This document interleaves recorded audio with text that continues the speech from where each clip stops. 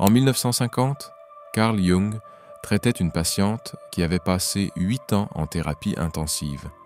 Elle avait intégré son ombre, affrontant les aspects d'elle-même qu'elle avait rejetés. Elle avait surmonté la projection de son anima, développant sa propre autorité masculine au lieu de la rechercher chez les hommes. Elle avait vécu de profondes synchronicités qui confirmaient sa transformation psychologique. Selon tous les critères élaborés par Jung, elle semblait avoir atteint une individuation complète, une plénitude psychique. 6 mois après la fin de sa thérapie, elle est retournée voir Jung en pleine crise. Sa personnalité se fragmentait. Elle souffrait d'épisodes dissociatifs, perdait la notion du temps et avait l'impression que plusieurs facettes de sa personnalité se livraient bataille pour la détruire. Tout ce qu'elle avait intégré s'effondrait. Jung passa des mois à travailler avec elle pour comprendre ce qui s'était passé. Sa conclusion était troublante. Elle avait intégré trop d'informations, trop vite, avant que son ego n'ait développé la capacité de contenir la matière à laquelle elle avait accédé. Elle avait confondu inflation psychologique et véritable individuation. Elle s'était identifiée au soi, la totalité de sa psyché, avant que son ego ne soit suffisamment fort pour entrer en relation avec le soi sans en être submergé. Jung a écrit dans ses notes « L'individuation n'est pas la dissolution du moi, c'est la transformation du rapport du moi à la totalité de la psyché. Elle a tenté de devenir le soi plutôt que d'établir une relation consciente avec le soi. Il en a résulté une fragmentation et non la plénitude. » Ce cas a contraint Jung à revoir sa conception de l'individuation. Il avait consacré des décennies à développer ce concept, le processus par lequel une personne atteint la plénitude psychologique, intégrant tous les aspects disparates de sa psyché en une conscience unifiée. Mais la crise de ce patient a révélé un point qu'il n'avait pas pleinement formulé. La plupart des gens ne s'individuent jamais.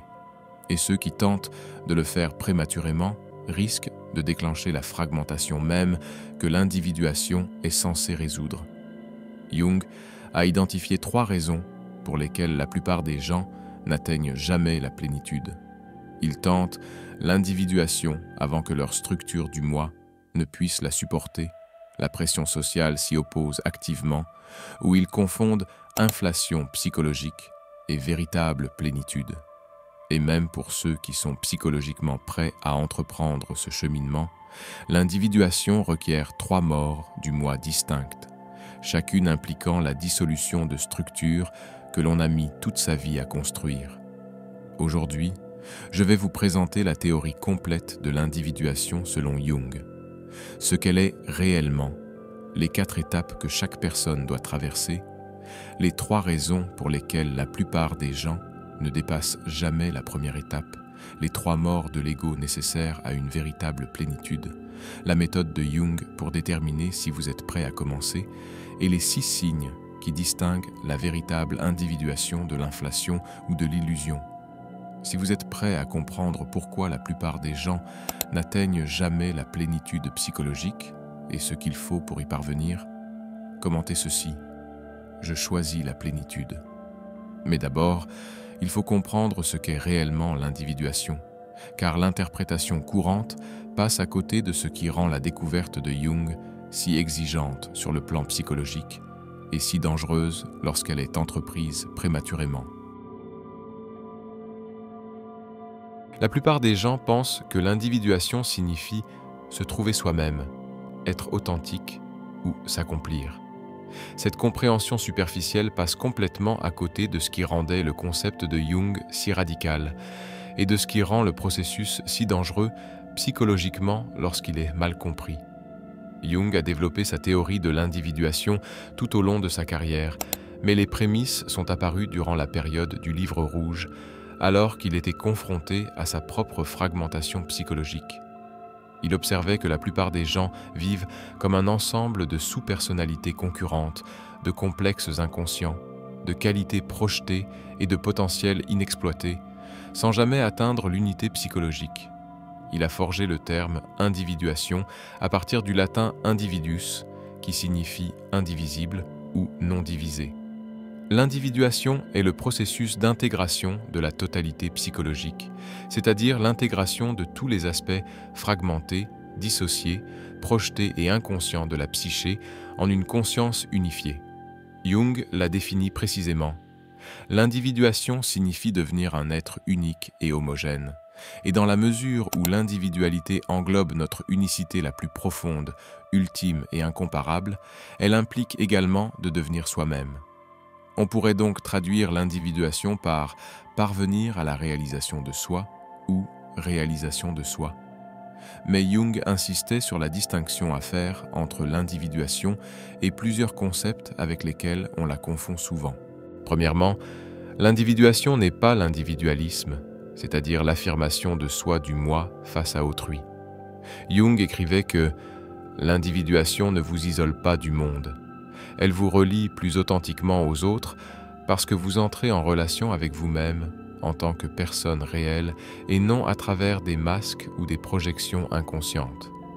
Deuxièmement, l'individuation n'est ni un perfectionnement ni une optimisation de soi. Il ne s'agit pas de devenir une meilleure version de soi-même, mais de devenir pleinement soi-même, ce qui implique d'intégrer des qualités que la société juge négatives, d'accepter des limites que l'on préférerait dépasser et d'incarner des aspects de sa personnalité qui le rendent socialement inacceptable. Troisièmement, l'individuation ne consiste pas à trouver son vrai soi qui aurait toujours été là, attendant d'être découvert. Jung enseignait que le soi, la totalité de votre psyché, n'est pas quelque chose que l'on trouve. C'est quelque chose que l'on devient par un processus d'intégration. Vous ne découvrez pas un vrai soi caché. Vous créez une plénitude psychologique à partir de la fragmentation. Ce qui rendait le concept de Jung radical, c'était sa distinction entre le moi et le soi. Le moi est le centre de la conscience, le je qui pense, décide, expérimente. Le soi est la totalité de la psyché, consciente et inconsciente, personnelle et collective, intégrée et dissociée. Le soi englobe tout ce que vous êtes et tout ce que vous pourriez devenir. La plupart des gens croient que leur ego les définit. Jung a découvert que l'ego n'est qu'une infime partie d'une totalité bien plus vaste. L'individuation ne consiste pas à renforcer l'ego, mais à établir une relation consciente entre l'ego et le soi, l'ego demeurant le centre de la conscience tout en reconnaissant qu'il n'en constitue pas la totalité.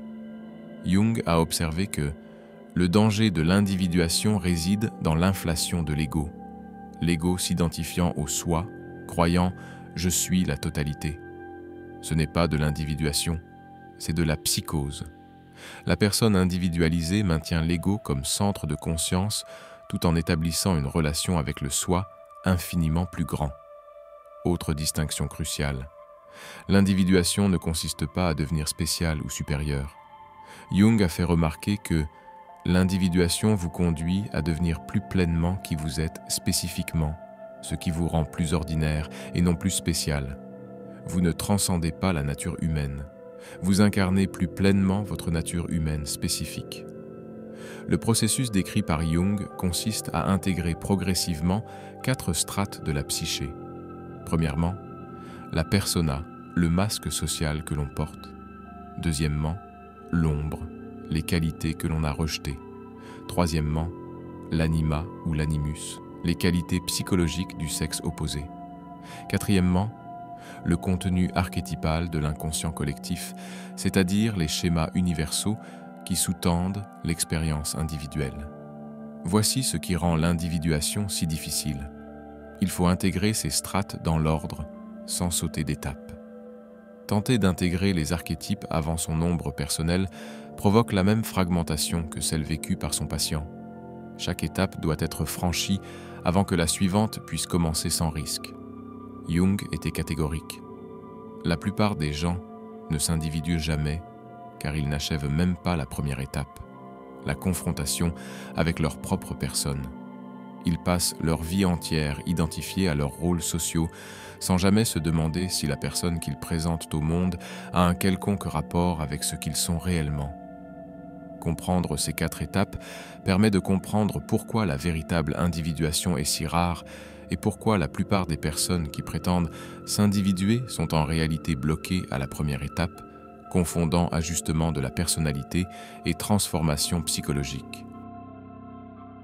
Jung a décrit le processus d'individuation comme se déroulant en 4 étapes distinctes, chacune nécessitant l'intégration de couches psychiques de plus en plus profondes. Chaque étape implique une mort, la dissolution des structures sur lesquelles repose l'identité, suivie d'une renaissance à une conscience plus complète. La première étape de l'individuation consiste à reconnaître que la personne que l'on présente au monde, la persona, est un masque et non notre véritable nature. Jung décrivait la persona comme un système complexe de relations entre la conscience individuelle et la société, une sorte de masque conçu pour faire une impression certaine sur autrui tout en dissimulant la véritable nature de l'individu.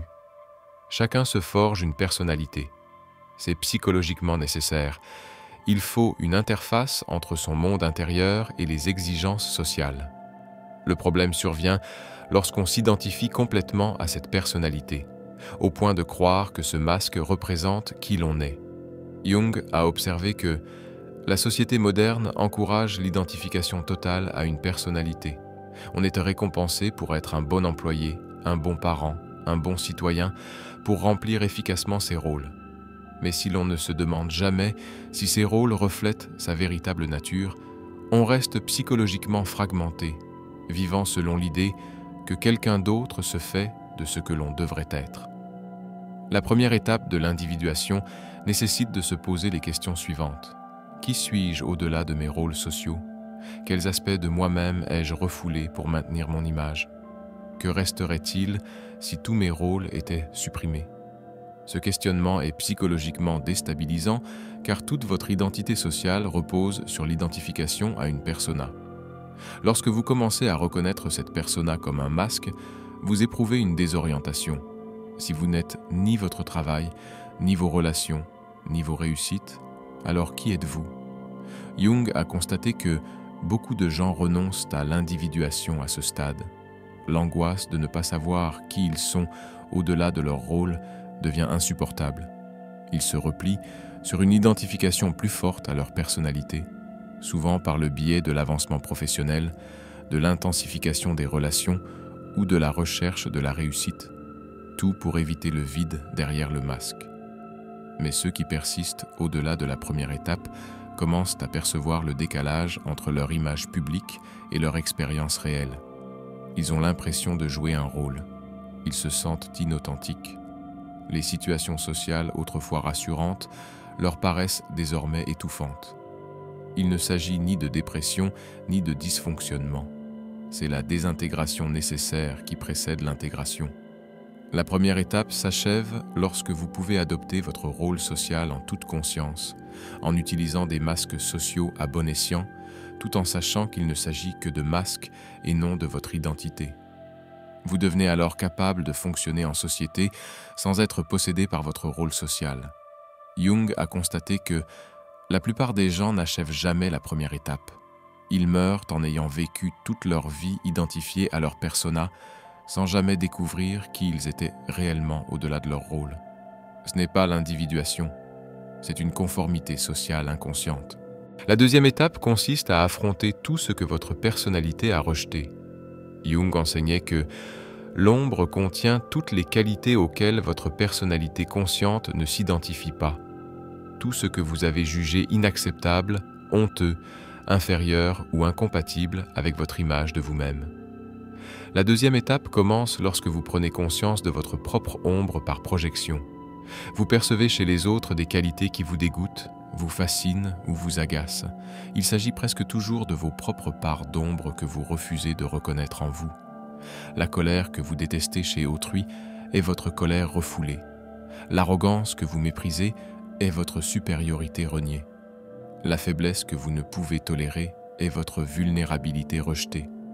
Jung a écrit que « Tant que vous n'aurez pas rendu l'inconscient conscient, il dirigera votre vie et vous l'appellerez destin. L'ombre ne disparaît pas parce que vous ne la reconnaissez pas. Elle agit inconsciemment, sabotant vos intentions conscientes, se manifestant par des comportements inhabituels, se projetant sur les autres. La deuxième étape de l'individuation exige de se défaire de ses projections et d'accepter son ombre. Il faut reconnaître les qualités que je juge sévèrement chez les autres existent aussi en moi. Les comportements que je prétends ne jamais adopter sont en réalité des comportements dont je suis capable dans certaines circonstances. La personne que je présente ne reflète pas la totalité de mon être. C'est psychologiquement brutal, car cela exige d'admettre que l'on n'est pas celui ou celle que l'on croit être. L'image de soi, soigneusement construite pendant des décennies, doit être déconstruite pour inclure les qualités que l'on a passé sa vie à rejeter. Jung a observé que l'intégration de l'ombre est l'étape où la plupart des personnes qui dépassent le premier stade abandonnent le processus d'individuation. Se confronter à son ombre signifie admettre que l'on est capable de cruauté, d'égoïsme, de lâcheté, de malhonnêteté, toutes les qualités contre lesquelles on a construit son identité. La plupart des gens préfèrent leur image de soi idéalisée à l'honnêteté psychologique. La méthode de la deuxième étape est celle que j'ai présentée dans ma vidéo sur l'intégration de l'ombre. Identifier son ombre par la projection, dialoguer avec ses aspects occultes et les intégrer progressivement à sa personnalité consciente. L'idée essentielle est que l'intégration de l'ombre doit être achevée avant que la troisième étape puisse commencer. Jung a documenté le cas de patients qui tentaient d'intégrer le matériel archétypal, contenu du stade 4, avant d'avoir achevé le travail sur l'ombre. Le résultat était invariablement catastrophique. Le moi ne peut traiter le contenu archétypal transpersonnel s'il est encore en train de se défendre contre le matériel de l'ombre personnelle. Toute tentative en ce sens engendre la fragmentation et non l'individuation. L'achèvement de la deuxième étape est marqué par une diminution de la projection, une honnêteté psychologique accrue et la capacité d'accepter à la fois les aspects lumineux et sombres de soi-même sans se scinder en tout bon ou tout mauvais. On devient plus humain, moins idéalisé, plus réel. La troisième étape consiste à intégrer vos qualités psychologiques du sexe opposé, ce que Jung appelait l'anima chez l'homme et l'animus chez la femme. Comme je l'ai expliqué dans ma vidéo sur l'anima et l'animus, il s'agit des figures inconscientes du sexe opposé qui incarnent toutes les qualités auxquelles votre personnalité consciente ne s'identifie pas en fonction de votre genre. Chez les hommes, l'anima est associé à la réceptivité, à la profondeur émotionnelle, à l'intuition et à la connexion à l'inconscient, des qualités que la culture occidentale associe généralement au féminin et que beaucoup d'hommes n'ont jamais développées. Chez les femmes, l'animus est associé à l'affirmation de soi, à l'analyse logique, à l'indépendance et à la capacité de décision, des qualités associées au masculin que beaucoup de femmes ont refoulées. La troisième étape de l'individuation exige de développer ces qualités opposées en soi-même plutôt que de les projeter sur son partenaire. Les hommes doivent développer une véritable capacité émotionnelle, une véritable intuition et une véritable réceptivité. Les femmes doivent développer une véritable affirmation de soi, une véritable autorité intellectuelle et une véritable indépendance. Jung affirmait clairement que l'intégration de l'anima et de l'animus ne vous rend pas androgyne dans votre comportement ou votre expression de genre. Elle vous rend psychologiquement complet, capable d'accéder aux fonctions psychologiques masculines et féminines selon les besoins de la situation. Le défi de la troisième étape réside dans la transgression des conditionnements de genre propres à sa culture. Un homme développant son anima sera perçu comme faible, émotif et peu viril. Une femme développant son animus sera qualifiée d'agressive, froide et peu féminine.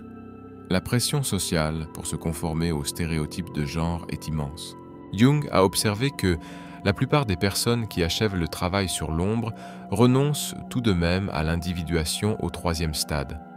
Elles ne peuvent tolérer le rejet social qui découle du développement de leur qualité antisexuelle. Elles préfèrent rester psychologiquement incomplètes plutôt que d'être étiquetées comme déviantes en matière de genre. Mais celles et ceux qui persévèrent découvrent qu'intégrer des qualités du sexe opposé ne diminue en rien leur identité de genre fondamentale. Au contraire, cela la complète. Un homme pleinement intégré est plus masculin car il n'est plus inconsciemment possédé par des qualités féminines refoulées. Une femme pleinement intégrée est plus féminine car elle ne compense plus des capacités masculines sous-développées. L'achèvement de la troisième étape est marqué par la capacité de fonctionner psychologiquement indépendamment des attentes liées au genre. Ressentir profondément lorsque la profondeur est nécessaire, penser de manière analytique lorsque l'analyse est requise, être réceptif lorsque la réceptivité est utile, agir de manière décisive lorsque l'action est appropriée. La quatrième et dernière étape de l'individuation implique ce que Jung appelait la réalisation de soi, l'établissement d'une relation consciente entre le moi et le soi, la totalité de la psyché. Jung décrivait cette étape comme la plus dangereuse et la plus nécessaire. Il faut se confronter aux contenus archétypaux de l'inconscient collectif, des schémas universaux qui transcendent l'expérience personnelle. Mais si votre ego tente de s'identifier à ces pouvoirs archétypaux, il n'en résulte pas la réalisation de soi, mais une inflation psychotique. La quatrième étape ne peut commencer que lorsque les trois premières sont terminées. Vous devez vous être détaché de votre persona, avoir intégré votre part d'ombre et développé vos qualités contrasexuelles. Ce n'est qu'alors que votre ego sera suffisamment fort et flexible pour aborder les archétypes sans en être submergé. La méthode que Jung a développée pour la quatrième étape consistait en l'imagination active, faire appel directement à des figures autonomes issues de l'inconscient par la visualisation, le dialogue et l'expression symbolique. Mais Jung n'enseignait cette technique qu'aux patients psychologiquement stables ayant achevé les étapes précédentes. Lors de la quatrième étape, vous rencontrez des aspects de votre psyché qui ne sont pas personnels, des archétypes comme le sage, la mère suprême, le farceur, le héros. Ce sont des schémas universaux hérités de l'inconscient collectif. Ils possèdent un immense pouvoir psychologique. Le danger que Jung a identifié est l'inflation de l'ego. L'ego s'identifiant à un pouvoir archétypal et croyant « je suis le sage, je suis le féminin divin » ou « j'ai transcendé l'humanité ordinaire ». Il ne s'agit pas de réalisation de soi. Il s'agit de l'ego usurpant l'identité archétypale, ce qui conduit inévitablement à un effondrement catastrophique. Jung enseignait que l'ego doit rester égo tout en établissant une relation avec le soi. Vous ne devenez pas le soi. Vous prenez conscience du soi comme étant infiniment plus grand que votre ego, et vous permettez à votre ego de servir les intentions du soi plutôt que d'exiger que le soi serve les désirs de votre ego. L'achèvement de la quatrième étape, la véritable individuation, est marqué par ce que Jung appelait l'axe ego-soi. Votre ego demeure au centre de votre conscience, mais il ne cherche plus à tout contrôler. Il dialogue désormais avec le soi, recevant des directives de profondeur qui dépassent la connaissance consciente et se mettant au service d'une finalité qui transcende les désirs personnels. Jung affirmait catégoriquement que très peu de personnes atteignent le stade 4. La plupart ne dépassent jamais le stade de l'identification à la persona. Ceux qui rencontrent leur ombre s'arrêtent souvent là. Encore moins nombreux sont ceux qui intègrent leur anima ou leur animus. Et seuls les individus les plus rares parviennent à la réalisation de soi sans sombrer dans l'inflation. Mais la compréhension des 4 étapes n'explique pas pourquoi leur aboutissement est si rare. Jung a identifié 3 raisons spécifiques qui empêchent la plupart des gens de s'individuer pleinement. Les reconnaître permet de savoir si l'on est réellement sur la voie de la transformation ou si l'on se contente de fantasmer sur elle tout en restant psychologiquement inchangé. Après des décennies de pratiques cliniques, Jung a identifié 3 raisons principales qui empêchent une véritable individuation. Il ne s'agit pas d'échecs moraux, mais de réalités psychologiques et sociales qui rendent l'achèvement de ce cheminement extrêmement rare. La première raison pour laquelle la plupart des gens n'atteignent jamais l'individuation est qu'ils entreprennent ce processus avant que leur structure du moi ne soit capable de le supporter. Jung a découvert que l'individuation requiert un moi fort et stable. Paradoxalement, il faut un moi bien développé avant de pouvoir transcender l'identification au moi. Une structure du moi faible rend les tentatives d'individuation catastrophiques. L'ego est le centre de la conscience, le principe organisateur de votre personnalité consciente. Un ego faible ne peut distinguer le soi de l'autre, ni maintenir des limites, ni tolérer l'ambiguïté ou le paradoxe, ni supporter la tension entre les contraires. Jung a observé que la culture thérapeutique moderne encourage souvent les gens à lâcher prise ou à transcender l'ego avant même que leur fonctionnement de l'ego ne soit stable. C'est psychologiquement désastreux. On ne peut transcender ce qu'on n'a pas développé. Tenter de dissoudre les frontières de l'ego avant qu'elles ne soient stables déclenche la psychose et non l'illumination. Les signes d'une structure du moi faible incluent la difficulté à dire non, la fusion chronique avec les émotions des autres, l'incapacité à maintenir une identité cohérente dans différents contextes, la paralysie dans la prise de décision, une anxiété accablante face aux choix ou des tendances dissociatives. Si votre ego est fragile et que vous tentez d'intégrer votre ombre, vous risquez d'être submergé par elle plutôt que de l'intégrer. Si vous entreprenez un travail sur l'anima et l'animus, vous risquez une possession totale par ces figures plutôt qu'une relation consciente avec elles. Si vous tentez une rencontre archétypale, vous risquez une inflation psychotique ou une fragmentation. Jung a documenté de nombreux patients ayant tenté une individuation prématurée. Le schéma était constant, un enthousiasme initial pour la croissance spirituelle, une déstabilisation rapide à mesure que le matériel inconscient émergeait plus vite que le moi ne pouvait le traiter, aboutissant finalement soit à une dépression nerveuse nécessitant une hospitalisation, soit à un repli défensif dans une identification à la personnalité rigide et plus extrême qu'auparavant. La directive clinique de Jung était claire. N'entreprenez pas de travail d'individuation conscient si vous souffrez de maladies mentales actives, de traumatismes récents, de dépendance à une substance ou si votre situation de vie est instable. Renforcez d'abord votre ego par la thérapie, des relations stables et la maîtrise des fonctions vitales de base. Ce n'est qu'ensuite que vous pourrez envisager un travail plus profond. Le drame, c'est que les personnes les plus attirées par l'individuation ont souvent les structures du moi les plus fragiles. Elles recherchent la transformation pour échapper à une souffrance psychologique plutôt que de l'aborder à partir d'une base de stabilité. Jung a fait remarquer que la véritable individuation naît de la force, non du désespoir. Si vous l'utilisez comme une échappatoire à vos problèmes de vie, vous n'êtes pas prêt. La deuxième raison pour laquelle la plupart des gens ne s'individualisent jamais est que la société s'y oppose activement. Jung enseignait que la culture collective exige la conformité. Elle a besoin que vous remplissiez vos rôles sociaux, que vous mainteniez votre image, que vous projetiez votre part d'ombre sur des ennemis désignés et que vous ne remettiez jamais en question les valeurs collectives. L'individuation menace tout cela. En vous individualisant, vous cessez d'être un participant fiable à l'inconscient collectif.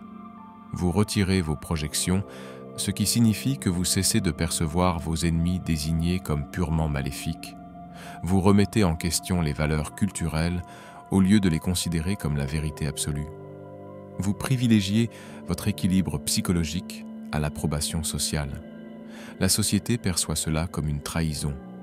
Jung a fait remarquer que la personne qui s'individualise apparaît aux autres comme égoïste, étrange, asociale, voire dangereuse. Les membres de la famille se sentent abandonnés lorsque vous cessez de jouer le rôle qui vous a été assigné. Les collègues sont mal à l'aise lorsque vous cessez d'entretenir la personnalité collective. Les amis se sentent trahis lorsque vous cessez de partager leurs projections. La pression sociale visant à freiner l'individuation est immense. On vous traitera d'égoïste si vous privilégiez votre développement psychologique au confort des autres. On vous prendra pour un fou si vous prenez vos rêves et votre vie intérieure au sérieux. On vous accusera d'abandonner vos responsabilités si vous cessez de vous identifier à votre personnage. Jung a constaté que la plupart des personnes qui entament un processus d'individuation se replient sur elles-mêmes lorsqu'elles sont confrontées à cette pression sociale. Le coût de la poursuite de ce processus, perte potentielle de relations, revers de carrière, isolement social, leur paraît trop élevée. Elles se persuadent que se conformer est plus mature ou responsable que de mener à bien leur développement psychologique. Le mécanisme en jeu est que la culture collective opère sur l'inconscience. Elle exige que les individus restent identifiés à leur personnage, projettent leurs faiblesses sur des cibles acceptables et ne remettent jamais en question l'authenticité de leurs valeurs, les considérant comme de simples héritages. Dès lors qu'on commence à s'individuer, on échappe à la prévisibilité et au contrôle des normes collectives. Jung a constaté dans sa propre vie comment l'individuation engendrait une rupture sociale. Sa rupture avec Freud n'était pas seulement intellectuelle, elle résultait de son refus de se conformer à l'orthodoxie freudienne. La période du Livre rouge a amené ses collègues à douter de sa santé mentale. Ses travaux ultérieurs sur l'alchimie et la synchronicité ont été rejetés comme des élucubrations mystiques par le milieu scientifique. Il a écrit que l'individu en voie d'individuation doit accepter un certain degré de solitude sociale, non pas parce qu'il se retire de l'humanité, mais parce qu'il ne peut plus participer inconsciemment aux projections collectives et au conformisme. Cette solitude est le prix de la plénitude psychologique. L'épreuve survient lorsque votre véritable nature, en pleine émergence, entre en conflit avec les attentes des autres quant à ce que vous devriez être. Si vous vous repliez sur vous-même pour préserver les relations, vous avez privilégié l'approbation collective à l'individuation. Si, au contraire, vous persistez tout en faisant preuve de compassion face à la souffrance d'autrui, vous êtes sur la bonne voie. Jung était clair. L'individuation n'est pas de l'égoïsme, c'est l'acte le plus responsable que l'on puisse accomplir. Prendre suffisamment conscience pour cesser de projeter inconsciemment ses propres besoins sur autrui, pour cesser d'exiger d'eux qu'ils portent en eux notre potentiel inexploité, pour cesser de leur demander de se conformer à nos attentes inconscientes. Or, la société reconnaît rarement cette responsabilité. Elle constate seulement que vous ne vous conformez plus. La troisième raison, la plus insidieuse, pour laquelle les individus n'accomplissent jamais leur individuation, est la confusion entre l'expansion psychologique et la plénitude authentique. Jung appelait cela l'erreur la plus courante et la plus dangereuse. Identifier le moi au soi. L'inflation survient lorsque l'ego se confond avec le pouvoir archétypal. Vous vivez une expérience de conscience élargie, peut-être par le biais de synchronicité, d'imagination active, de pratiques spirituelles ou d'expériences psychédéliques, et vous en concluez « Je suis illuminé, j'ai transcendé mon ego, je ne fais qu'un avec le divin ». Jung était catégorique. Il ne s'agit pas d'individuation. Il s'agit de l'ego qui usurpe l'identité du soi. Vous n'avez pas transcendé l'ego. L'ego s'est gonflé en s'identifiant au contenu transpersonnel qu'il a rencontré. La personne imbue de sa personne croit avoir achevé son individuation alors qu'elle commence à peine à explorer le matériel archétypal. Elle confond l'enthousiasme initial lié au contact avec quelque chose de plus grand que son ego avec l'achèvement du développement psychologique. Les signes d'inflation incluent la croyance que vous possédez des pouvoirs spéciaux ou des intuitions que les autres n'ont pas, l'enseignement de la transformation avant de l'avoir soi-même achevée, la revendication de l'illumination ou de l'éveil, le rejet des problèmes psychologiques comme étant déjà intégrés, l'incapacité d'entendre les critiques sans se sentir attaqué, ou un sentiment grandiose de mission ou de but. Jung a constaté que la personne hypertrophiée paraît souvent individualisée aux yeux des observateurs occasionnels. Elle parle avec assurance de concepts psychologiques, elle peut avoir des expériences spirituelles impressionnantes, elle rassemble souvent des adeptes. Mais elle manque de l'ancrage, de la simplicité, de l'honnêteté psychologique qui caractérise la véritable individualisation. Le mécanisme est que la rencontre avec le matériel archétypal est enivrante. Lorsque l'ego entre en contact pour la première fois avec le soi, l'immensité au-delà de la conscience personnelle, c'est bouleversant. La réaction défensive de l'ego consiste souvent à affirmer « je suis cette immensité » plutôt que « je suis en relation avec cette immensité ». Jung opposait l'inflation à la véritable réalisation de soi. L'individu conscient sait que son ego n'est pas la totalité. Il a établi une relation avec le soi tout en conservant l'ego comme centre de conscience. L'individu gonflé d'orgueil a perdu cette distinction. L'ego se prend pour le soi. L'une est une humble reconnaissance de l'immensité. L'autre est une identification grandiose au pouvoir. Le drame, c'est que cette inflation empêche tout développement ultérieur. Une fois le cheminement accompli, on cesse tout travail. On défend une image de soi surdimensionnée au lieu de poursuivre l'intégration des connaissances inconscientes. On reste figé à l'étape qui a déclenché cette inflation, incapable d'avancer. Jung a fait remarquer que la déflation succède inévitablement à l'inflation. La vie présente des défis que votre ego démesuré ne peut relever. Vous subissez l'échec, la trahison, la perte ou une crise qui révèle que vous n'êtes pas aussi transcendant que vous le prétendiez. L'inflation s'effondre, souvent dans la dépression, la rage ou la paranoïa. La protection contre l'inflation est ce que Jung appelait la mort de l'identification de l'ego au soi, la troisième et dernière mort de l'ego requise pour une véritable individuation. Jung a découvert que la véritable individuation requiert 3 morts de l'ego distinctes, chacune impliquant la dissolution des structures sur lesquelles l'ego a bâti son identité. Il ne s'agit pas de mort métaphorique, mais d'expériences psychologiques de désintégration qui s'apparentent à une mort réelle. La première mort de l'ego survient lorsqu'on prend conscience que sa persona, son identité sociale, ses rôles, ses réussites, ne correspond pas à ce que l'on est vraiment. Jung décrivait cela comme la mort de celui que l'on croyait être. Cette mort sociale survient lorsque l'on ne parvient plus à maintenir l'identification à ses masques sociaux. On contemple sa brillante carrière et l'on ressent un vide. On examine ses relations et l'on réalise que l'on joue un rôle. On repense à ses réussites et elles semblent dénuées de sens. Jung a constaté que cette mort est vécue comme une perte de soi-même, car toute votre identité repose sur le personnage. Lorsque le personnage ne donne plus de sens à votre vie, vous éprouvez un vide existentiel. Nombreux sont ceux qui interprètent cela comme une dépression et recherchent des médicaments pour retrouver leur capacité à s'identifier à leur rôle. Mais il ne s'agit pas d'une pathologie, c'est la mort nécessaire qui précède la renaissance.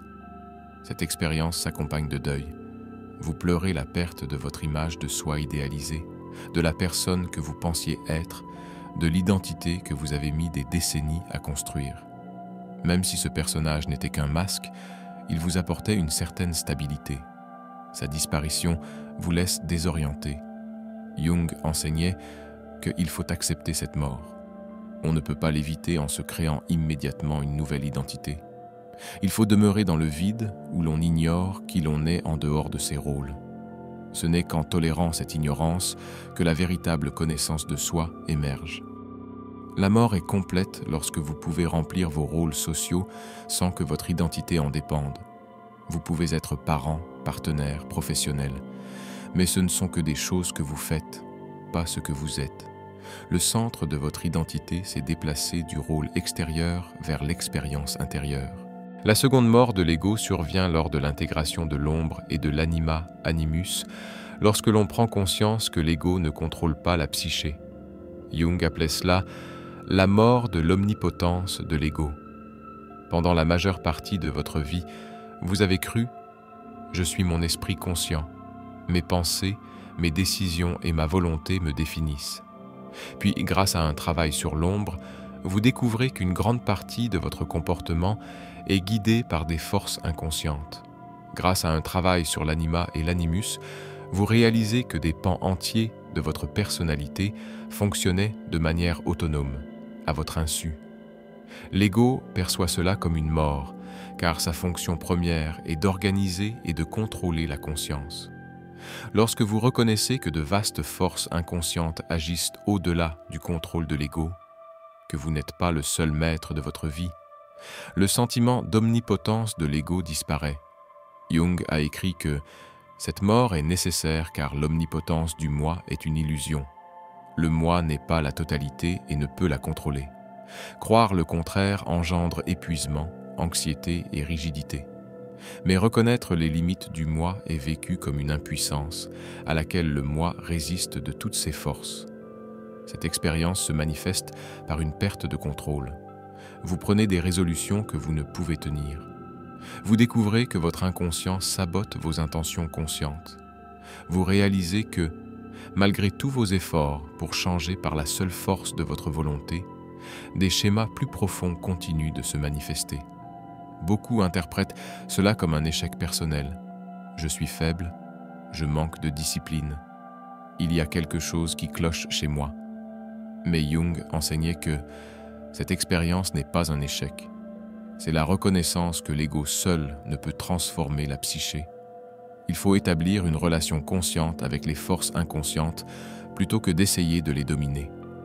La mort est complète lorsque vous cessez de forcer le changement par la volonté de l'ego et que vous commencez plutôt à écouter les communications inconscientes, rêves, symptômes, projections, synchronicité.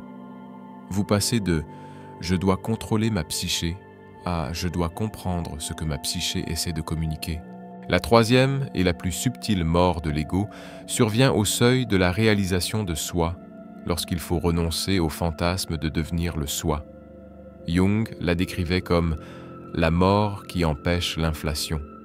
Cette mort est nécessaire car, lorsque l'ego rencontre pour la première fois le soi, la totalité de la psyché, l'expérience est si profonde que l'ego a l'instinct de s'identifier à elle. On touche à quelque chose de vaste, de sacré, de transpersonnel, et l'on pense « je suis cela, je suis divin, j'ai transcendé l'humanité ordinaire ». Jung enseignait que c'est le moment le plus dangereux de l'individuation. Si l'ego s'identifie au soi, vous devenez arrogant, mégalomane, incapable d'entendre la critique, convaincu de votre statut particulier. Ce n'est pas l'individuation, c'est la psychose sous des atours spirituels. La troisième mort exige de reconnaître « je ne suis pas le soi, je suis l'ego en relation avec le soi ». Le soi est infiniment plus grand que mon ego conscient. Mon ego doit demeurer égaux, limité, humain, ordinaire, tout en servant les intentions du soi. Cette mort est vécue comme une perte de transcendance. Vous avez fait l'expérience d'une conscience illimitée et vous devez maintenant accepter que votre ego demeure limité. Vous avez effleuré le divin et vous devez à présent retourner à votre humanité. L'ego perçoit cela comme une déflation dévastatrice. Mais Jung était clair, cette mort est ce qui empêche l'inflation catastrophique qui détruit tant de chercheurs spirituels. Vous devez mourir au fantasme de transcender les limites humaines.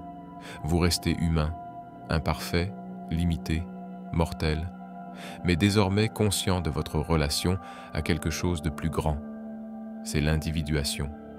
Non pas devenir Dieu, mais devenir pleinement humain tout en servant le divin. La mort est complète lorsque l'on peut faire l'expérience d'une conscience élargie sans revendiquer un statut particulier. On peut accéder à la sagesse intérieure sans se croire la source de cette sagesse. On peut œuvrer pour des causes transpersonnelles tout en acceptant ses limites personnelles. Jung constatait que la plupart des personnes qui rencontrent le soi n'accomplissent jamais cette troisième mort. Elles restent gonflées d'orgueil, enseignant une transcendance qu'elles n'ont pas incarnée, prétendant à l'illumination qui n'est en réalité qu'une identification de l'ego à un pouvoir archétypal. La véritable individuation exige cette mort finale, la mort du fantasme de l'ego de devenir divin. Ces trois morts, celle de l'identification à la personnalité, celle de l'omnipotence de l'ego, celle de la fusion ego-soi, expliquent la rareté de l'individuation. La plupart des gens ne peuvent supporter même la première. Ceux qui y survivent peinent souvent à accepter la seconde.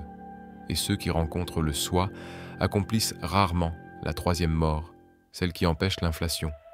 Mais pour ceux qui étaient prêts à mourir de ces morts, Jung a élaboré des directives spécifiques sur la manière de procéder en toute sécurité au processus d'individuation sans déclencher de fragmentation ni d'inflation. Après avoir observé des individuations réussies et des échecs catastrophiques, Jung a élaboré des recommandations précises pour évaluer la maturité et procéder en toute sécurité. Il ne s'agissait pas d'une formule toute faite. L'individuation est un processus unique pour chaque personne, mais Jung a identifié des schémas permettant de distinguer un développement sain d'une tentative prématurée.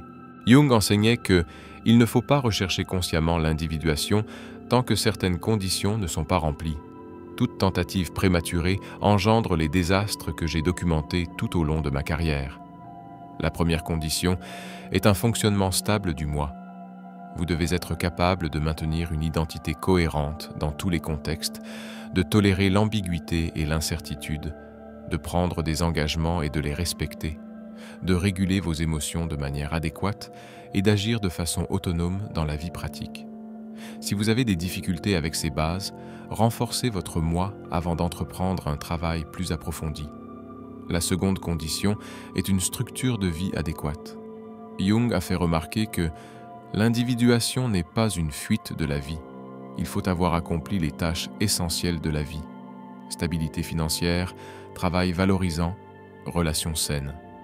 Si vous utilisez la quête spirituelle pour vous soustraire à ces responsabilités, vous n'êtes pas prêt. La troisième condition est la nécessité psychologique. L'individuation n'est pas quelque chose que l'on entreprend simplement parce que cela paraît intéressant ou parce que l'on souhaite se distinguer. Jung enseignait que l'individuation vous choisit. Elle émerge comme une nécessité psychologique lorsque la vie personnelle ne suffit plus, lorsque votre structure actuelle ne peut contenir ce qui émerge de votre inconscient. Les signes indiquant que l'individuation devient nécessaire incluent des rêves récurrents avec des images archétypales, le sentiment persistant que votre vie ne vous correspond pas, une incapacité croissante à maintenir votre personnalité sans vous sentir imposteur, l'apparition spontanée de synchronicité ou des symptômes psychologiques qui résistent au traitement conventionnel. Jung était clair. Si vous êtes stable et satisfait de votre vie personnelle, ne la perturbez pas. L'individuation n'est pas un but à poursuivre. C'est une réponse à un besoin psychologique lorsque votre structure actuelle devient inadéquate. Une fois que l'individuation est devenue psychologiquement nécessaire et que les conditions de préparation sont réunies, les conseils de Jung privilégiaient l'intégration progressive plutôt que la transformation forcée. Le premier principe est d'avancer lentement. Jung enseignait que l'inconscient présentera la matière au rythme où vous pouvez l'intégrer. Si vous ne faites pas de rêves, de synchronicité ou de symptômes qui requièrent votre attention, ne forcez pas un travail plus profond.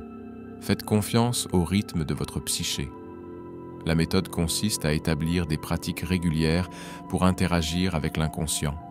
Consigner et travailler sur ses rêves, pratiquer l'imagination active lorsque cela est approprié, noter les synchronicités sans s'y attarder outre mesure et entretenir une relation avec un guide, soit un analyste jungien, soit une personne plus avancée sur cette voie qui peut apporter un point de vue ancré dans la réalité. Jung a souligné que vous ne pouvez pas faire ce travail seul. L'inconscient a un pouvoir immense pour vous séduire, vous terrifier ou vous gonfler. Vous avez besoin d'un regard extérieur, de quelqu'un qui puisse distinguer une véritable intégration d'une inflation, un développement sain d'un processus psychotique. Le deuxième principe consiste à maintenir votre vie ordinaire tout en menant ce travail. Jung a fait remarquer que les personnes qui abandonnent leurs responsabilités pour poursuivre une transformation ne s'individuent pas, elles se dissocient. Continuez votre travail, vos relations et vos pratiques quotidiennes tout en intégrant progressivement le contenu inconscient. Cela crée une tension. Vous maintenez une structure extérieure tandis qu'une transformation intérieure s'opère. Or, Jung enseignait que cette tension est nécessaire. Le cadre de votre vie ordinaire vous empêche d'être submergé par des forces inconscientes. Abandonner cette structure risque de provoquer un débordement psychologique. Le troisième principe consiste à intégrer symboliquement avant d'agir littéralement. Lorsque des éléments inconscients émergent, par le biais de rêves, d'imagination active ou de synchronicité, ne modifiez pas immédiatement votre vie extérieure en vous basant sur ces éléments. La méthode de Jung consistait d'abord à intégrer symboliquement le message, créer une œuvre d'art le représentant, écrire à son sujet, dialoguer avec les figures symboliques, ritualiser sa signification. Jung a observé que les contenus inconscients doivent être métabolisés symboliquement avant l'action littérale. Les personnes qui agissent immédiatement sur la base de rêves ou de visions passent souvent à l'acte plutôt qu'à l'intégration. Le symbole se concrétise et perd son pouvoir transformateur.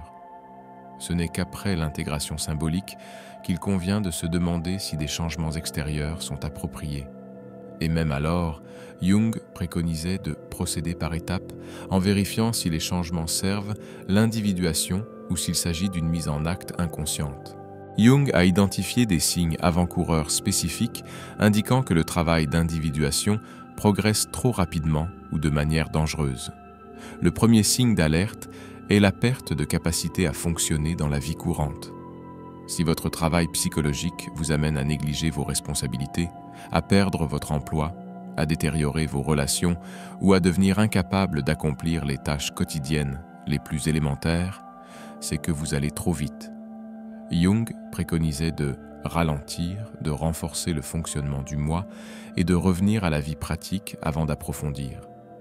Le second avertissement concerne la mégalomanie ou l'inflation de la personnalité.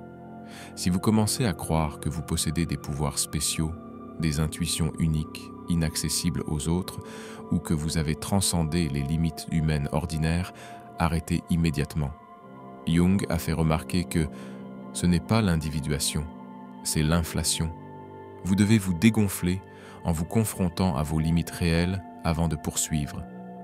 Le troisième signe d'alerte est l'incapacité à distinguer l'intérieur de l'extérieur. Si vous êtes confus quant à savoir si vos expériences relèvent d'événements psychologiques internes ou de la réalité extérieure, si les frontières entre soi et autrui s'estompent, si vous avez du mal à distinguer le fantasme du fait, vous êtes en plein processus psychotique et non en phase d'individuation. Jung était catégorique.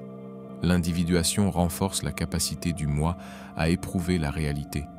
Si votre travail affaiblit votre compréhension de la réalité consensuelle, vous avez déclenché un débordement psychologique.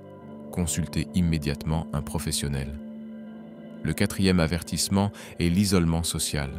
Si une certaine solitude est nécessaire à l'individuation, se couper complètement du monde, se croire incompris, se sentir à l'aise uniquement dans des états modifiés de conscience ou dans son monde intérieur, c'est se dissocier et non s'individuer. Jung enseignait que l'individuation devrait vous rendre plus apte à nouer de véritables relations humaines, et non l'inverse. Si vous devenez plus isolé, plus incapable de créer des liens, c'est que quelque chose ne va pas. La protection contre ces dangers consiste à maintenir le lien avec la vie incarnée, à poursuivre la relation avec un guide compétent et à procéder au rythme auquel le matériel inconscient émerge naturellement, plutôt que de forcer un travail en profondeur prématurément. Mais comprendre cette méthode ne permet pas de savoir si l'on est réellement en train de s'individuer ou si l'on se contente de fantasmer sur une transformation tout en restant psychologiquement inchangé. Jung a identifié 6 signes spécifiques qui distinguent l'individuation authentique de ses contrefaçons. Comment savoir si l'on est réellement en train de s'individuer ou si l'on est prisonnier de l'inflation, du contournement spirituel ou d'une compréhension intellectuelle sans transformation corporelle?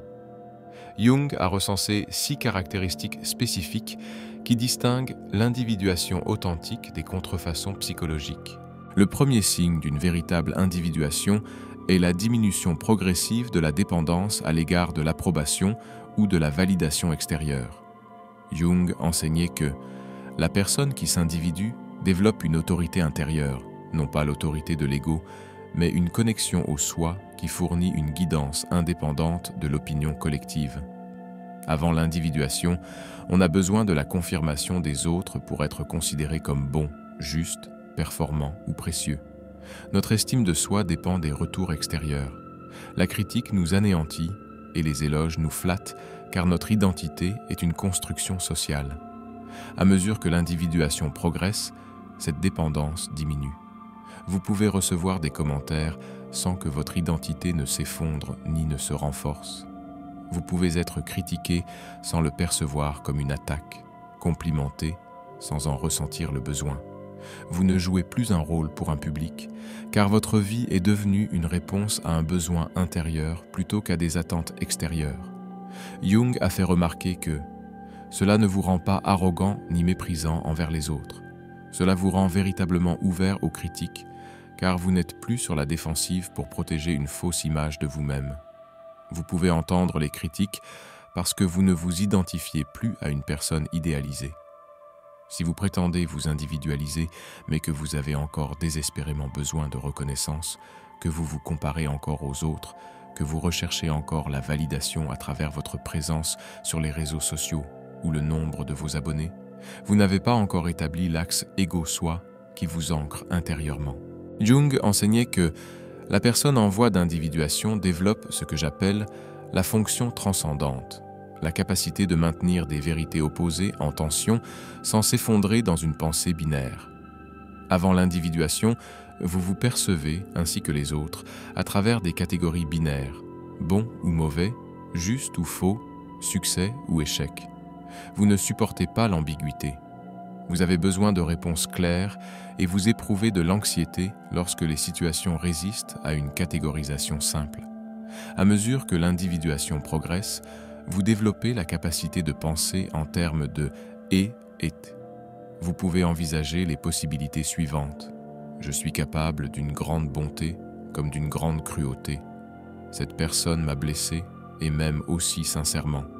J'ai réussi et échoué. Ce résultat est à la fois une bénédiction et une malédiction.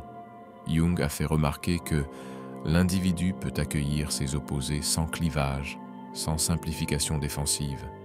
Cela crée une profondeur psychologique, la capacité de percevoir la complexité, de vivre dans la nuance, de tolérer l'inconnu. Si vous vous considérez encore comme purement bon, avec une ombre projetée sur les autres, si vous continuez à diviser les gens en catégories d'éclairés et de non éclairés, si vous avez encore besoin d'une certitude absolue, vous n'avez pas intégré les contraires que requiert l'individuation. Le troisième signe est un approfondissement de votre relation au symbole, au rêve et au sens. Jung enseignait que la personne en voie d'individuation développe ce que j'appelle une vie symbolique, une existence organisée autour de symboles qui relient le conscient et l'inconscient, le personnel et l'archétypal. Avant l'individuation, les rêves semblent dénués de sens ou vous ne vous en souvenez pas. Les synchronicités ne vous interpellent pas. L'art symbolique ou les rituels paraissent superflus, voire égocentriques. Votre vie est entièrement organisée autour de préoccupations pratiques et concrètes. À mesure que l'individuation progresse, les symboles prennent vie. Vous faites des rêves qui vous semblent significatifs et vous vous efforcez de les comprendre. Vous remarquez des synchronicités sans vous y attarder. Vous pouvez créer de l'art, vous adonner à des rituels ou développer des pratiques qui expriment une signification symbolique. Votre vie s'oriente alors vers des objectifs qui transcendent la simple survie ou la réussite matérielle. Jung a fait remarquer que cela ne constitue pas une fuite de la vie pratique. L'individu gère efficacement les questions pratiques, mais la vie pratique est désormais contenue dans un cadre de signification plus large plutôt que d'être le seul principe organisateur. Si votre vie reste entièrement littérale, si les rêves ne sont que du bruit de fond cérébral, si le sens est un concept que vous comprenez intellectuellement mais que vous ne vivez pas, si vos journées ne sont organisées que autour d'une productivité pratique, la vie symbolique ne s'est pas développée, ce qui suggère que l'individuation n'a pas progressé au-delà des premiers stades. Jung enseignait que l'individuation est possible lorsque l'on peut remplir ses rôles sociaux sans en tirer son identité. Avant l'individuation, vous êtes votre travail, vos réussites, vos relations. Lorsqu'on vous demande qui vous êtes, vous énumérez vos rôles et vos accomplissements. Lorsque ces éléments sont menacés, vous traversez une crise d'identité. À mesure que l'individuation progresse, vous développez ce que Jung appelait la distanciation psychologique par rapport à la persona. Vous pouvez remplir vos rôles avec compétence sans pour autant croire que ce rôle définit votre identité. Vous êtes parent, partenaire, professionnel, mais ce sont des expressions de vous-même. non des définitions de vous-même. Jung a observé que cela crée un paradoxe. La personne individualisée remplit souvent ses rôles plus efficacement car elle n'y est pas névrotiquement attachée. Elle peut se concentrer sur la tâche plutôt que sur la question de savoir si celle-ci confirme son identité. Si la perte de votre emploi, la fin d'une relation ou l'échec d'un projet devait anéantir votre estime de soi, si vous vous présentez encore principalement à travers vos rôles et vos réalisations, l'identification à votre personnalité reste forte, ce qui suggère que vous êtes encore au premier stade de l'individuation. Le cinquième signe identifié par Jung est que vous cessez de chercher à éliminer la souffrance et que vous la reconnaissez plutôt comme essentielle au développement psychologique. Avant l'individuation, vous considérez la souffrance comme un problème à résoudre ou à fuir. Vous recherchez le bonheur, le confort, le plaisir. Vous interprétez la douleur psychologique comme la preuve qu'il y a un problème à régler. À mesure que l'individuation progresse, votre rapport à la souffrance se transforme. Jung enseignait que vous reconnaissez que la souffrance psychologique, non pas un traumatisme, mais la douleur nécessaire à la croissance, sert l'individuation. La mort de la persona engendre la souffrance. L'intégration de l'ombre est douloureuse. La mort de l'ego fait mal. Mais cette souffrance n'est pas une pathologie, c'est une transformation. L'individu ne recherche pas la souffrance par masochisme, mais il n'évite pas non plus la souffrance nécessaire. Il sait distinguer la souffrance productive qui favorise la croissance de la souffrance névrotique qui relève d'une répétition défensive. Jung a fait remarquer que la culture moderne ne peut pas comprendre cela. Elle pathologise toute souffrance psychologique et propose des médicaments ou des distractions pour l'éliminer. Mais certaines souffrances ne peuvent et ne doivent pas être éliminées. Ce sont les douleurs de l'enfantement d'une nouvelle conscience. Si vous recherchez encore avant tout le confort, si vous évitez encore toute souffrance psychologique, si vous croyez encore que le but est le bonheur plutôt que la plénitude, vous n'avez pas accepté la réalité selon laquelle l'individuation exige de la souffrance. Le dernier signe que Jung a documenté est que la véritable individuation conduit à ce qu'il appelait vocation, non pas une carrière, mais un appel qui émerge du soi. Jung enseignait que toute personne qui s'individualise découvre qu'elle a une tâche unique à accomplir dans le monde, une tâche que seule elle peut réaliser. Non pas parce qu'elle est spéciale, mais parce que sa combinaison spécifique de qualités, d'expérience et de développement crée une capacité de contribution spécifique. Avant l'individuation, le choix d'un travail repose sur des considérations pratiques, l'argent, le statut social, les attentes familiales ou une opportunité fortuite. Ce travail peut être compétent, mais il ne reflète pas profondément votre identité. À mesure que l'individuation progresse, la vocation se révèle.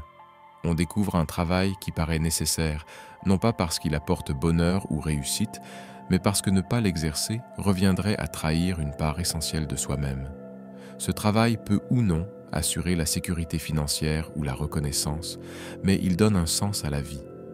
Jung a fait remarquer que la vocation n'est pas toujours un emploi rémunéré.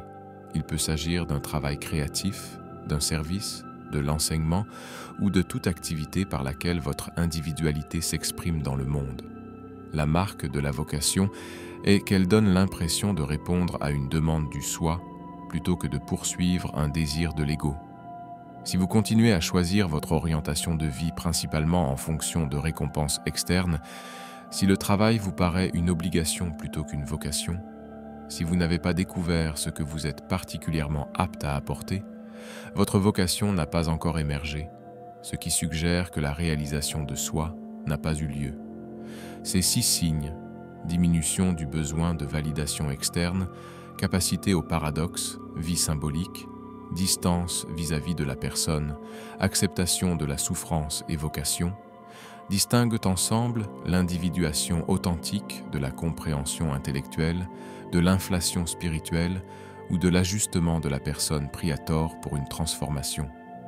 Mais la manière la plus claire de comprendre l'individuation est par le contraste, voir qui a réellement achevé le parcours par rapport à ceux qui prétendent l'avoir achevé tout en restant psychologiquement inchangés. Jung a consacré sa carrière à l'observation des tentatives d'individuation chez l'être humain. Deux cas contrastés révèlent ce qui détermine si une personne parvient à mener à bien ce cheminement ou se retrouve piégée dans une illusion. Le propre développement psychologique de Jung offre le modèle le plus clair d'une véritable individuation, précisément parce qu'il l'a documenté honnêtement, y compris ses échecs et ses quasi-catastrophes. Son individualisation commença avec sa rupture avec Freud en 1913, marquant la fin de son image professionnelle de successeur de Freud. Il perdit sa place au sein du mouvement psychanalytique, ses collègues le rejetèrent et son statut d'étoile montante de la psychiatrie s'effondra. Jung décrivit cet événement comme « la première mort ». Je ne savais plus qui j'étais en dehors du rôle que je jouais. Plutôt que de se forger immédiatement une nouvelle identité, Jung s'autorisa à demeurer dans l'inconnu. Il écrivit « Pendant des années, je n'ai eu ni position, ni reconnaissance, ni direction claire. J'ai dû tolérer ce vide. La plupart des gens ne le peuvent pas. Ils recherchent immédiatement de nouveaux rôles, de nouvelles identités. Mais je savais que quelque chose cherchait à émerger et exigeait que je reste indéfini. » Sa période du Livre rouge, 1913-1930, fut marquée par sa confrontation avec l'ombre et les archétypes. Il rencontra des figures autonomes au sein de sa psyché, Philémon, Salomé, K, qui revendiquaient une existence indépendante. Il eut des visions de destruction apocalyptique annonçant la Première Guerre mondiale. Il sombra dans ce qui ressemblait à une psychose volontaire. Mais Jung conserva ce qu'il appelait un pied dans le monde. Il poursuivit sa pratique clinique, maintint sa vie de famille et n'abandonna jamais complètement la pensée rationnelle, même face à des sujets qui la mettaient à l'épreuve. Il écrivit « J'aurais pu être complètement submergé. Ce qui m'a sauvé, c'est d'avoir maintenu une vie ordinaire tout en explorant l'extraordinaire. Je voyais des patients le jour, puis je plongeais dans mes visions la nuit. » Son intégration de l'anima, notamment à travers sa relation avec Tony Wolff parallèlement à son mariage avec Emma, était controversée, mais psychologiquement honnête. Jung reconnaissait qu'il projetait son anima sur les deux femmes et consacra des années au développement de ses propres capacités psychologiques féminines plutôt que de rester dépendant de la projection. Dans ces dernières années, Jung manifesta les 6 signes d'une véritable individuation. Il se souciait remarquablement peu de la reconnaissance professionnelle, continuant à développer des théories non conventionnelles, même lorsqu'elles nuisaient à sa réputation. Il pouvait concevoir de profonds paradoxes, alliant rigueur scientifique et ouverture mystique. Sa vie symbolique était riche. Il peignait des mandalas, construisait sa tour à Bollingen et s'intéressait aux synchronicités. Il s'était détaché de son image de psychiatre célèbre. Il acceptait la souffrance comme une nécessité. Et sa vocation s'affirmait clairement, non seulement soigner des patients, mais aussi développer la psychologie des profondeurs comme voie d'accès pour autrui. Plus important encore, Jung a toujours fait preuve d'humilité quant à son évolution. À l'approche de sa mort, il n'a pas prétendu avoir atteint l'individuation complète. Il a écrit « J'ai entrevu le soi, établi une relation avec des profondeurs qui dépassent mon ego. Mais je demeure humain, imparfait, limité. Je n'ai pas transcendé. Je suis devenu plus pleinement ce que je suis spécifiquement. » L'aboutissement de l'individuation chez Jung n'était ni la perfection ni la transcendance, mais une plénitude incarnée. Il demeurait capable de colère, d'erreur et d'aveuglement. Cependant, il avait intégré suffisamment de matière inconsciente pour agir en profondeur plutôt que de se retrancher derrière une façade.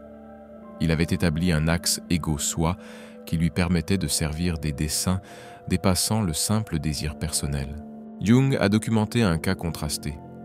Un patient qui avait entrepris un travail analytique approfondi prétendait avoir achevé son individuation, puis a démontré par sa vie qu'il avait atteint l'inflation et non la plénitude.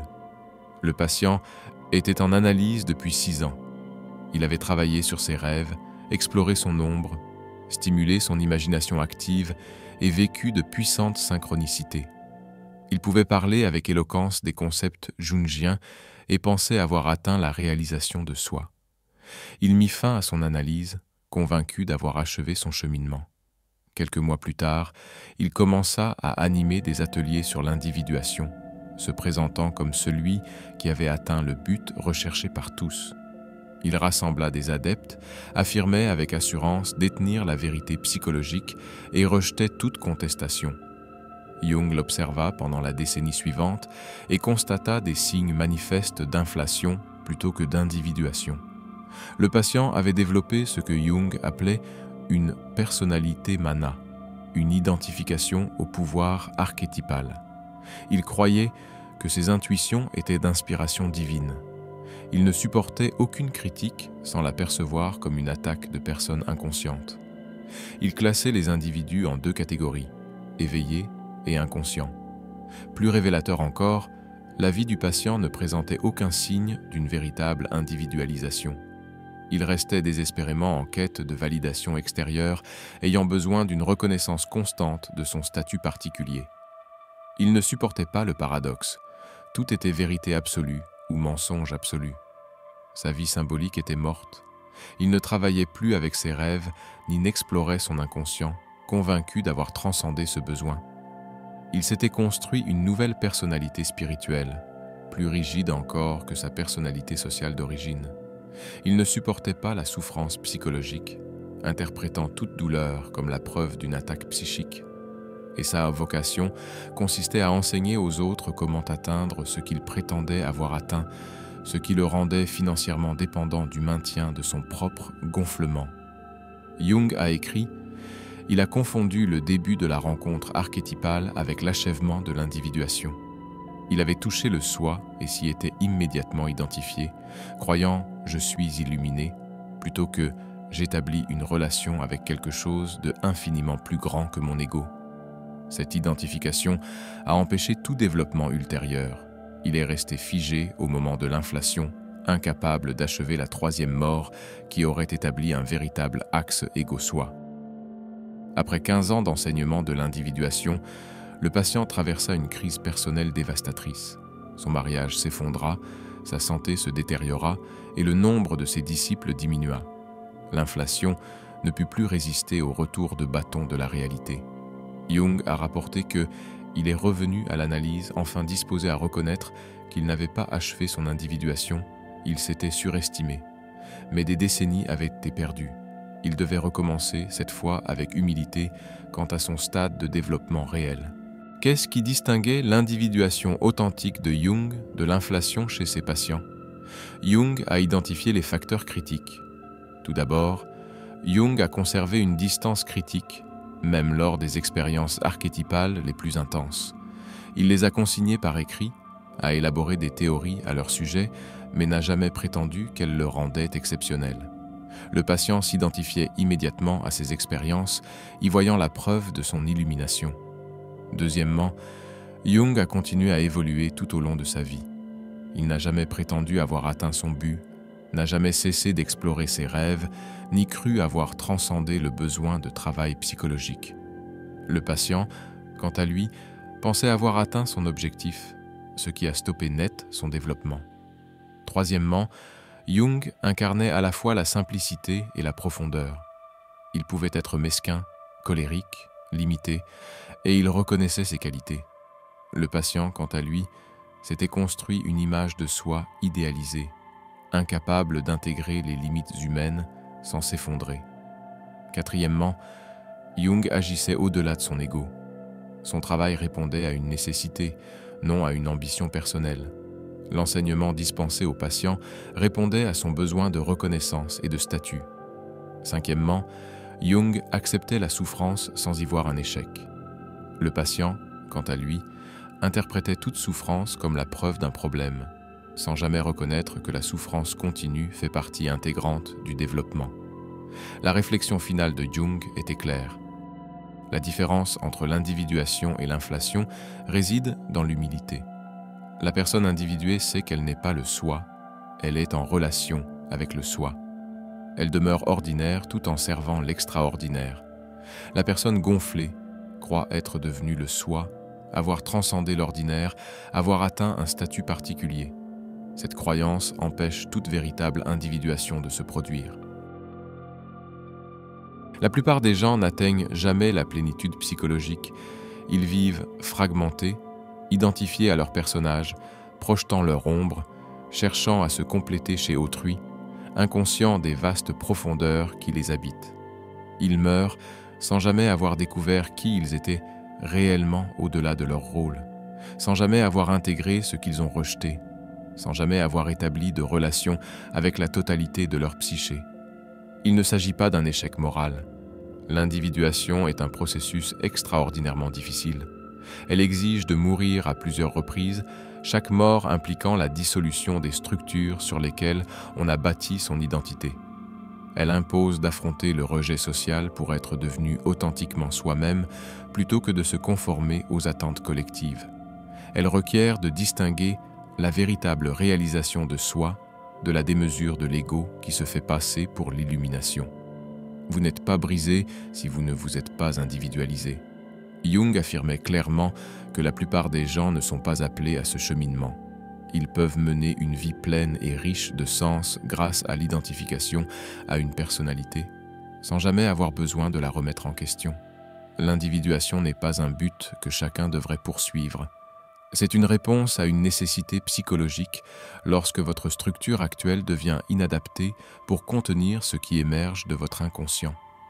Mais si l'individuation vous a choisi, si vous ne pouvez plus maintenir votre personnalité sans vous sentir imposteur, si votre ombre fait irruption malgré vos défenses, si des synchronicités réclament votre attention, alors un choix s'offre à vous. Vous pouvez tenter de refouler ce qui émerge, renforcer vos défenses, vous replier sur une conformité plus rigide.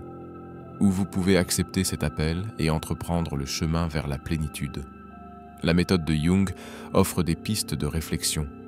Assurez-vous de la stabilité de votre ego avant de commencer. Avancez lentement, en intégrant les éléments au rythme où votre inconscient les présente. Poursuivez votre vie quotidienne pendant ce travail. Intégrez symboliquement avant d'agir concrètement. Travaillez avec un guide capable de distinguer le développement de l'exagération. Soyez attentif aux signes indiquant que vous progressez trop vite ou que vous exagérez.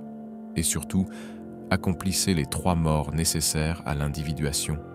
Laissez mourir votre identité de persona pour découvrir qui vous êtes au-delà de vos rôles. Laissez mourir l'omnipotence de votre ego pour établir une relation avec les forces inconscientes plutôt que de chercher à les dominer.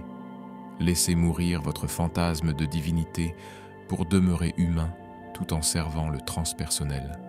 L'aboutissement d'une véritable individuation n'est ni la transcendance ni la perfection. C'est une plénitude incarnée. Vous demeurez humain, imparfait, limité, ordinaire.